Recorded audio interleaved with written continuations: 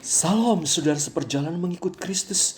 Tema perenungan hari ini untuk menjalani hidup kita, mengenal Tuhan untuk hidup taat. Saya membacakan di dalam 1 Raja-Raja pasal 20 ayat 28, firman Tuhan berkata, "Maka tampillah abdi Allah dan berkata kepada Raja Israel, beginilah firman Tuhan, oleh karena orang Aram itu telah berkata, Tuhan ialah Allah gunung dan bukan Allah dataran, maka aku akan menyerahkan seluruh tentara yang besar itu ke dalam tanganmu, supaya kamu tahu bahwa akulah Tuhan."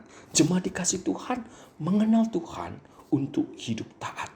Ben-Hadad Raja Aram bersekutu dengan kekuatan 12 raja-raja di sekitarnya dan mengepung Israel, di mana Raja Ahab yang memimpin Israel tinggal di kota Samaria.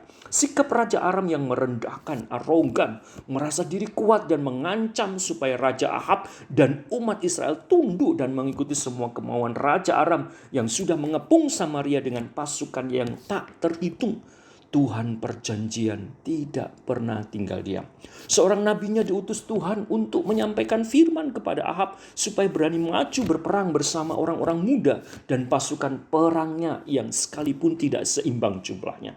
Namun kita lihat kemenangan diberikan Tuhan supaya Ahab dan umatnya tahu bahwa Israel memiliki Tuhan Yahweh yang menyertai mereka. Kemenangan diberikan Tuhan sebanyak 2 kali. Ketika Aram menganggap bahwa Tuhan perjanjian adalah Tuhan yang hanya memberi kemenangan di gunung saja, kenyataannya bahkan di tempat datar pun pasukan Aram yang besar lari tunggang langgang dipukul kalah oleh tentara Israel, dan Raja Aram yang sembunyi terancam nyawanya.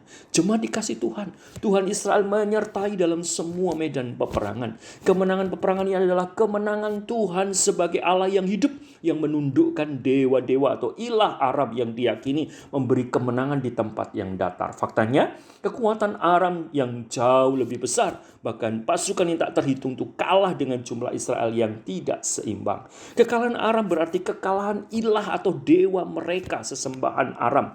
Kemenangan Israel menunjukkan Tuhan perjanjian, yaitu Yahweh, berkuasa atas ilah-ilah palsu yang disembah oleh orang-orang Aram. Namun sayang, kemenangan Raja Ahab dan umat Israel tidak diresponi Raja Ahab dengan ketaatan. Ahab membiarkan Raja Aram, Ben-Hadad itu tetap hidup, dan bahkan Ahab mengikat perjanjian dengannya.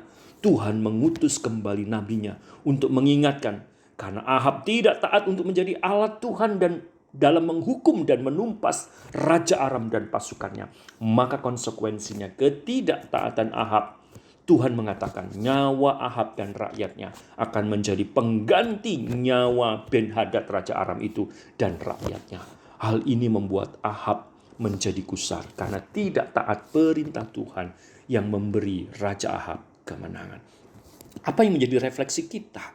Pengenalan kepada Tuhan Sang Penebus di dalam Kristus Yesus, yang beranugerah menyatakan dirinya dalam kasih dan kuasanya, yang memberi kita kemenangan dari kuasa dosa dan maut. Tuhan menghendaki kita meresponi dengan belajar hidup taat firman-Nya dan tidak lagi berkompromi dengan dosa sebagai wujud syukur dan kasih kita kepadanya. Amin. Mari kita berdoa. Tuhan, bimbing kami menjadi umat tebusan-Mu yang menghargai karya penebusan-Mu, tidak berkompromi dengan dosa, belajar hidup di dalam penyertaan-Mu yang memberi kemenangan-kemenangan rohani di dalam peperangan kami melawan kuasa dosa dan kuasa jahat, supaya kami belajar tunduk, taat, dan memuliakan Engkau. Dalam nama Yesus, amin.